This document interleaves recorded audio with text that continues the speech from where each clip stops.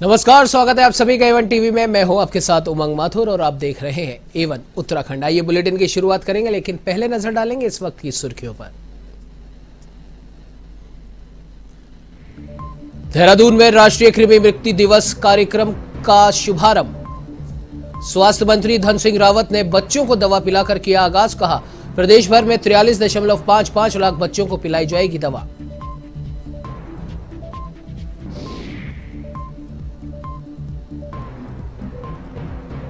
चारधाम यात्रा को लेकर उत्तराखंड सरकार दे रही तैयारियों को अंतिम रूप। गढ़वाल डीआईजी करण सिंह ने श्रीनगर में ली पुलिस अधिकारियों के साथ बैठक। कहा, एसडीआरएफ की 22 टीमें होंगी तैनात, तो वहीं 55 पर्यटक बूथों को भी किया गया तैयार।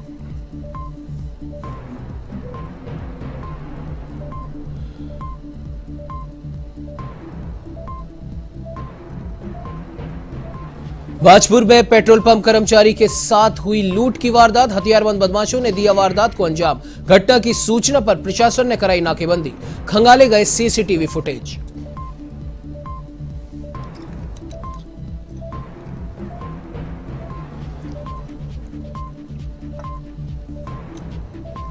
हल्द्वानी के ट्रंचिंग ग्राउंड में आग का तांडव। 24 घंटे बाद भी नहीं पाया जा सका काबू। धुएं से आसपास के इलाकों में विजिबिलिटी हुई शून्य, तो प्रशासन कर रहा आग को बुझाने के प्रयास।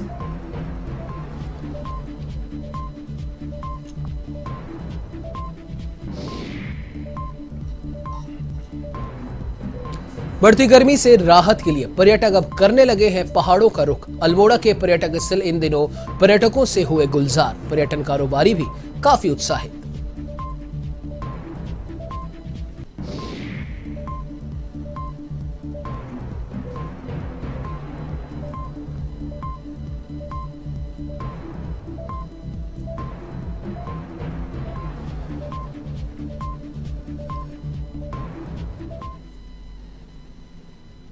अब आइए बुलेटिन की शुरुआत करते हैं विस्तार से। आपको बता दें कि राजधानी देहरादून में राष्ट्रीय कृमि मुक्ति दिवस कार्यक्रम का शुभारंभ स्वास्थ्य मंत्री धन सिंह रावत ने किया। जहां स्वास्थ्य मंत्री धन सिंह रावत ने बच्चों को दवा पिलाकर विधिवत इसकी शुरुआत की, तो वहीं इस दौरान मंत्री धन सिंह रावत का कहना है कि प्रदेश भर में 43.55 लाख बच्चों को ये दवा दी जाएगी, जिसमें 1 साल से 19 साल के हर बच्चे को दवा देने का लक्ष्य रखा गया है। और साथ ही साथ धन सिंह रावत ने बताया कि केंद्र सरकार ने प्रदेश के 3 जिलों में मेडिकल कॉलेज बनाने की स्वीकृति दे दी है और जल्द ही इनका निर्माण कार्य प्रारंभ कर दिया जाएगा।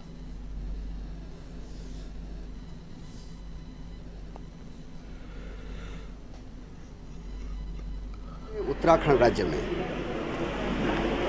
जो 1 वर्ष से लेकर 19 वर्ष के बच्चे हैं, लगभग 43.5 लाख बच्चे हमारे राज्य में हैं। और प्रत्येक बच्चे को हम ये दवाइयाँ देने वाले हैं। जो बच्चे स्कूल में मिलेंगे उनको स्कूल में दी जाएगी, जो बच्चे घरों में हैं उनको घरों में दी जाएगी, और घर घर जाके इस अभियान में हम तेज़ी ला रहे हैं। और आज जो कृमि दिवस है, आज हमने इस अभियान का शुभारंभ किया है और मैं कह सकता हूं कि 15 दिन में हम इस अभियान को पूरा करेंगे। अगर ज़रूरत पड़ेगी कि कुछ गांव में, अगर दूरस्थ क्षेत्रों में भी जाने की, तो थोड़ा इस अभियान को बढ़ाया जाएगा। लेकिन 43 लाख बच्चों को, हम सब बच्चों को ये दवाई देने का लक्ष्य सरकार ने रखा है। और मैं अपने मुख्यमंत्री जी का भी, प्रधानमंत्री जी का भी, अपने देश के यशस्वी स्वास्थ्य मंत्री जी को भी बधाई दे रहा हूँ कि ये दवाइयाँ उन्होंने हमको निःशुल्क दी हैं और हर बच्चे को निःशुल्क दी जाए। तो देहरादून में कांग्रेस ने सर्वधर्म प्रार्थना कार्यक्रम का आयोजन रखा, जिसमें कांग्रेस अध्यक्ष करण माहरा, नेता प्रतिपक्ष यशपाल आर्य और पूर्व मुख्यमंत्री हरीश रावत समेत कई बड़े नेता मौजूद रहे।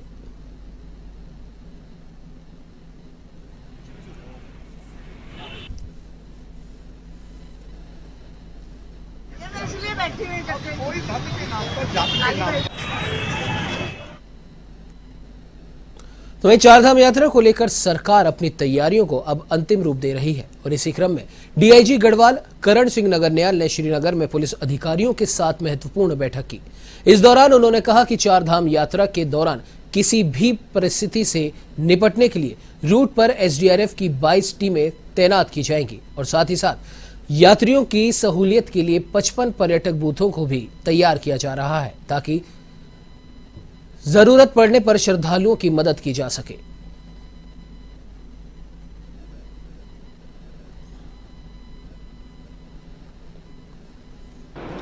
इसके लिए हम लोगों ने जो है पूरी यातायात को सुव्यवस्थित करने के लिए ट्रैफिक पुलिस हमने हर एक जनपद को दिया है जो ट्रैफिक को मैनेज करेंगे। साथ ही थाने की जो जिम्मेदारी है वो भी यातायात को व्यवस्थित करने का रहेगा। इसी तरह से जहाँ पर आपदा इत्यादि है उसको मैनेज करने के लिए SDRF की हमारी करीब 22 सब टीमें ये पूरे चारधाम क्षेत्र में रहेगी। चर्चा हो रही थी हमारे पुलिस अधिकारी तो मेन आज मीटिंग का सार यही था कि यहाँ किन किन जगह में ऐसा है जहाँ हम लोग पार्किंग कर सकते हैं। तो ये 3-4 पॉइंट जगह तय हुए हैं जहाँ पर करीब 1000 की कैपेसिटी बताया गया है कि यहाँ वाहन पार्किंग कर सकता है। तो उसको पहले से मैनेज कर लिया जाएगा। हमारे सारे अधिकारियों की जानकारी में, आरक्षियों के, पुलिस बल को जानकारी में रहेगा कि यदि कहीं भी ओवरलोड सड़कों पर हो गया, वाहन ज़्यादा आ गया तो हम सिलसिलेवार पार्किंग में हम वाहनों को। तो वह ऋषिकेश कोतवाली पुलिस के सब इंस्पेक्टरों की तमाम विवेचनाएं लंबित हैं, जिसकी वजह से वादियों को फजीहत का सामना करना पड़ रहा है। और ऐसे में SP देहात कमलेश उपाध्याय ने एक बैठक लेकर सभी विवेचनाओं को जल्द से जल्द पूरा करने के निर्देश दिए हैं। आपको बता दें कि SP देहात कमलेश उपाध्याय ऋषिकेश कोतवाली पहुंचे। इस दौरान उन्होंने लंबित मामलों को लेकर सभी सब इंस्पेक्टरों के साथ बैठक की। पूछताछ के दौरान कई मामलों की विवेचना लंबित होने का मामला सामने आया।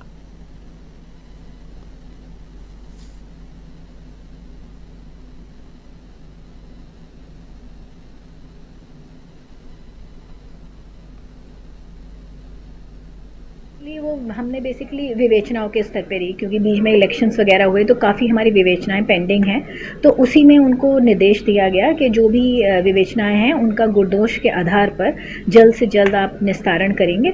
और बाकी जो वारंट्स वगैरह हैं उनकी तामीली के लिए, और जो शिकायती प्रार्थना पत्र हैं उनके लिए, और महिला से रिलेटेड जितने भी केसेस वगैरह हैं उनकी भी एक स्क्रूटनी की गई और उसके लिए आवश्यक दिशा निर्देश दिए गए हैं। इसमें दोबारा से इनकी जानकारी ली जाएगी, आखिरकार विवेचनाओं को पूरा किया जा रहा है नहीं जा रहा, कब रहेगा इसमें? देखिए, ये हमारे वहाँ एक नियमित एक प्रोसेस है जिसे OR कहते हैं, तो वो OR लिया जाता है और नियमित रूप से जो COs हैं वो भी लेते हैं और मेरे द्वारा भी लिया जाता है। तो ये तो आप समझिए हर मंथली में होता है और इसे हम 15 डेज में भी कर लेते हैं, तो वो नियमित रूप से लिया जा रहा है और इसमें इनको निर्देश दिए। तो एक चारधाम यात्रा के प्रवेश द्वार ऋषिकेश में ट्रैफिक से पूरा शहर जाम हो जाता है। ऐसे में ट्रैफिक व्यवस्था को किस प्रकार सुचारू रूप से चलाया जाए, इसके लिए पुलिस प्रशासन प्रयास करता नजर आ रहा है।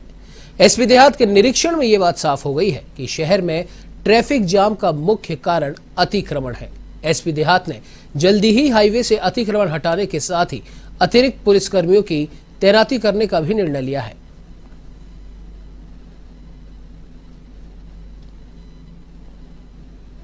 कि 10 जो दिन हमें बचे हैं अभी हमारे 1 मई से पहले, वो ये काम हो सके, तो मेन हमारा फोकस रहेगा ये नेपाली फार्म से लेके ये शामपुर तेरहा वाला वो पैच है, उसमें थोड़ा सा दिक्कत रहती है। फिर हमारा घाट रोड वाला हो जाएगा।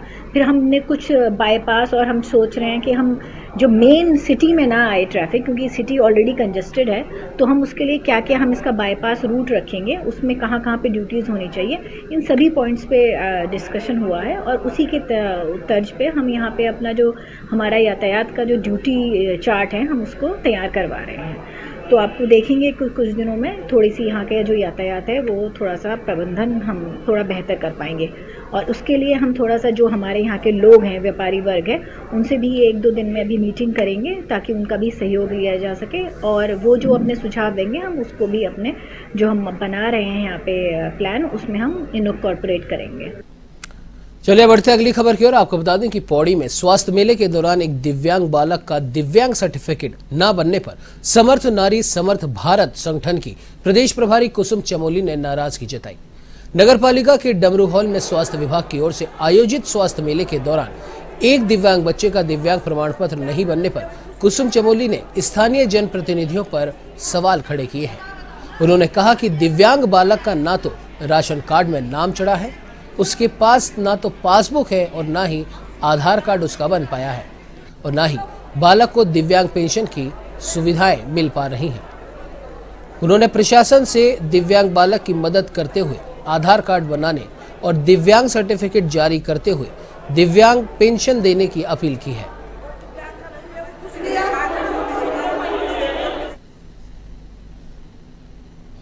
चलते हुए एक बात और संज्ञान में आई, आपके माध्यम से मैं एक डालना चाहती हूँ कि यहाँ पे एक विकलांग सर्टिफिकेट बनाने के एक यहाँ पे इन्होंने एक कैंप भी लगा रखा है सर्टिफिकेट बनाने के लिए दिव्यांग के लिए। पर एक दिव्यांग मेरे सामने ऐसा आया है कि बहुत बड़ी विडम्बना है कि जिसका ना तो आधार कार्ड अभी तक बना है। मैं पूछना चाहती हूँ उस जनप्रतिनिधि को जो वहाँ का ग्राम प्रधान होगा या वो जो भी वहाँ पे पंचायत स्तर पे जहाँ से भी वो बनते होंगे, ना उसका आधार कार्ड है, ना उसका राशन कार्ड में नाम है और वो मेरे ख्याल से 100% दिव्यांग है, ना उस बच्चे को अभी तक वो उसको पेंशन मिली है। तो मैं ये चाहती हूँ पेंशन लगनी भी चाहिए उस बच्चे की। तो मैं जनप्रतिनिधियों को ये मतलब मैसेज देना चाहती हूँ और ये निवेदन भी करना चाहती हूँ कि भाई जनता उनको बहुत सी आशाओं को लेकर के चुनती है, उन आशाओं पे उनको खरा उतरना चाहिए और ये स्वास्थ्य शिविर तब ही सक्सेस होंगे जब लोगों को 100% उसका लाभ मिलेगा और जरूरतमंद को मिलेगा। हम सीधे से आई हूँ और ये जो है मेरा भाई है, 12 साल के हो गया और अभी तक हम 4-5 बार कम से कम आधार कार्ड बनवाने के लिए मार्केट जा चुके हैं और बनी तो वहाँ से रिजेक्ट हो गया, फिंगरप्रिंट्स मैच हो गया, वहाँ से जवाब नहीं दे रही तो वहाँ से रिजेक्ट हो जाता है। हम बहुत भागा-दौड़ी कर रहे, इस चक्कर में कोई भी हेल्प नहीं कर रहा, तो कोई मदद नहीं कर रहा।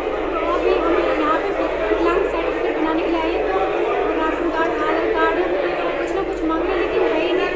जब वो चल ही नहीं पाता, बोल नहीं पाता, खुद से खा नहीं पाता, उसका जो भी है टेंशन मार्केट से होता है उसका कुछ भी नहीं। बता दें कि हल्द्वानी के ट्रंचिंग ग्राउंड में लगी आग पर 24 घंटे बाद भी काबू नहीं पाया जा सका है। तपती धूप और भीषण गर्मी के बीच ट्रंचिंग ग्राउंड धधक रहा है और धुएं से आसपास के इलाकों में भी विजिबिलिटी शून्य हो गई है। हर जगह सिर्फ धुआं ही धुआं नजर आ रहा है, जिससे लोगों को सांस लेने में भी दिक्कतें हो रही हैं। बता दें कि हल्द्वानी के ट्रंचिंग ग्राउंड में प्रतिदिन 130 टन कूड़ा डंप होता है और लगी आग से प्रदूषण का खतरा भी लगातार बढ़ता जा रहा है।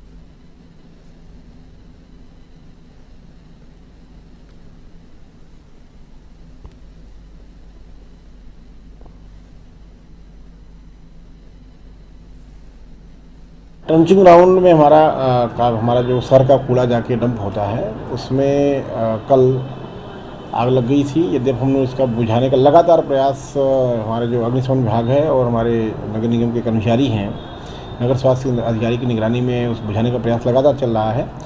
कुछ क्षेत्रों में आग बुझा दी गई थी, लेकिन चूँकि उसमें जो कूड़े के अंदर से मीथेन गैस भी निकलती है और कुछ पुराने जो पॉलीथीन डंप हैं उसमें तो उसमें आग पकड़ने से काफ़ी ज़्यादा हो गई थी।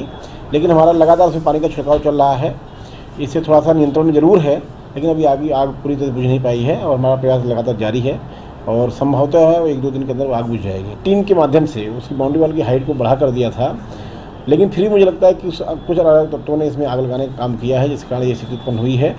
लेकिन उसमें कूड़े में ऐसे कूड़ों की मात्रा ज़्यादा है जिसमें आग पकड़ने पर उनके विस्तार में संभावना बनी रहती है, इसलिए स्थिति उत्पन्न हुई है।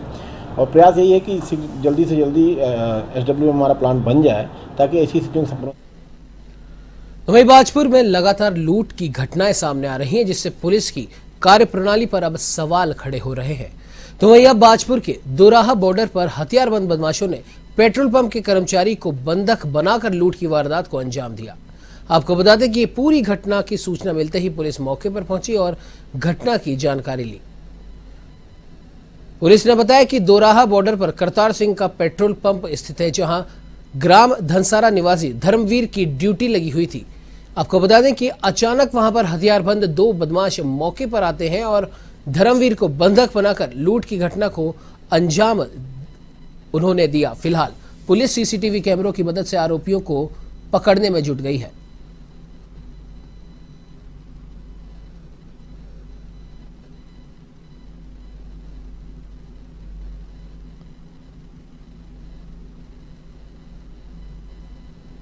स्वार दोराहा बॉर्डर पर एक पेट्रोल पंप है। पेट्रोल पंप में जो काम करते हैं कर्मचारी, उनके द्वारा ये सूचना दी गई कि आधी रात को 2 अज्ञात युवकों द्वारा पेट्रोल पंप में घुसकर, उनके कैबिन में घुसकर उनको बंधक बनाकर और तमंचा दिखाकर उनसे जो भी कैश वहाँ पर जमा था वो कैश लूट कर ले गए हैं। उनका चेहरा देखा नहीं जा सका है, चेहरे ढके हुए थे। इसके बाद पुलिस को सूचना दी गई। मौके सूचना पर एएसपी काशीपुर सर, मैं और हमारे कोतवाल साहब, हमारे चौकी इंचार्ज सभी लोग मौके पर पहुँचे, मौका मुआयना किया, आवश्यक पूछताछ की गई है। अभी तहरीरानी बाकी है। घटना के बाद सभी पहलुओं पर विस्तृत जांच की जा रही है, टीम बनाई जा रही है और जो भी होगा इसमें जल्दी ही आरोपियों को की गिरफ्तारी कर ली जाएगी। देखिए, घटना हुई है, पूर्व में भी जो घटना हुई है उस घटना का भी 1 हफ्ते के अंदर जल्दी सफल खुलासा किया गया है और इसी प्रकार इस घटना में भी जल्दी से जल्दी इसका खुलासा कर दिया जाएगा। बाकी हमारे द्वारा इसमें पेट्रोलिंग, गश्त आदि, पिकेट आदि की व्यवस्था को और दुरुस्त कर दिया जाएगा। ये सब अब चेक किया जा रहा है, सब कुछ अभी विवेचना के अंतर्गत हम कर रहे हैं। तो दिनेशपुर में महासंघ कीर्तन के उपलक्ष्य में एक भव्य कलश यात्रा का आयोजन किया गया। कलश यात्रा वार्ड नंबर 7 प्राइमरी पाठशाला से प्रारंभ हुई, जो कि विभिन्न क्षेत्रों से होते हुई पुनः महासंघ कीर्तन स्थल पर आकर समाप्त की गई। इस दौरान महासंघ कीर्तन कमेटी के अध्यक्ष इंद्रजीत मंडल ने कहा कि 2 वर्ष तक कोरोना के चलते महासंघ कीर्तन स्थगित किया गया था और आज भव्य कलश यात्रा निकाली गई और 2 दिनों तक मां संकीर्तन रात दिन चलेगा। इस दौरान भंडारे का भी आयोजन किया गया है।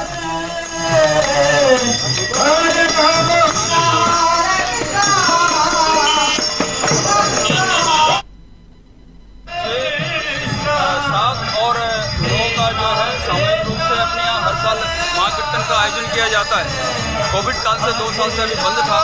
बहुत ही अपने राधा रानी की कृपा से इस वर्ष कीर्तन का आयोजन किया गया है, जिसमें शोभा यात्रा के रूप में आज जो है कलश स्थापना होगा और शाम को अधिवास और सुबह 6 बजे से नाम प्रारंभ होगा और विशाल भंडारे का आयोजन भी किया गया है। दूर दूर से हमारे यहाँ पे भक्तजन आते हैं और नाम का श्रवण करते हैं, प्रसाद ग्रहण। तो वही शहरों में बढ़ती गर्मी से राहत पाने के लिए अब पर्यटक पहाड़ों का रुख कर रहे हैं। अल्मोड़ा के विभिन्न पर्यटक स्थल इन दिनों पर्यटकों से गुलजार हैं। आपको बता दें कि पर्यटकों की भारी संख्या से सुस्त पड़े पर्यटन कारोबार में भी अब धीरे धीरे रौनक लौटने लगी है, जिससे पर्यटन कारोबारी काफी उत्साहित हैं।